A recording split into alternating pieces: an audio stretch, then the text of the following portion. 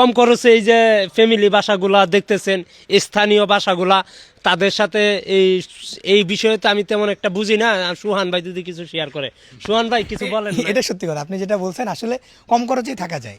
একটা ওয়েবসাইট আছে, ওয়েবসাইটের নাম হচ্ছে mysaintmartinbd.com। এই ওয়েবসাইটে ঢুকলে সেন্ট মার্টিনের মানুষের যত বাড়িঘর আছে যারা ভাড়া দিতে চায় সবার লিস্ট চলে আসবে। এগুলো ঘর দেখতেছেন না, এগুলো আপনি 1,500-2,000 টাকা থাকতে পারবেন। 1,500-2,000 টাকা এই বিল্ডিং গুলি, এগুলো থাকতে পারবেন। এমনকি এটাতে আপনি যদি 4 জন থাকেন তাহলে আপনার খরচ হবে মাত্র 500 টাকা। 500 টাকা দিয়ে আপনি সেন্ট মার্টিনের মতো জায়গায় থাকতে পারবেন সুন্দর করে। থ্যাংক ইউ, ধন্যবাদ ভাইয়া, আপনার সাথে কথা বলে অনেক ভালো লাগছে। তো আমি একটু ঘুরে গাইরা দেখি, এই যে দেখেন এই যে রুমগুলা আপনার 1-2 হাজার টাকা মনে হয় ভাড়া। এখন যেমন ধরেন 2 মাস কাজ করে 8 মাস ভরা তারা বৈশা খায়, এটা আসলে খুব কষ্টকর আছে। তো সবাই ভালো থাকবেন আর আমাদের জন্য দোয়া করবেন, এরকম আরো ব্লগ পাইতে আমাদেরকে সাহায্য করবেন। আসসালামু আলাইকুম। I love you.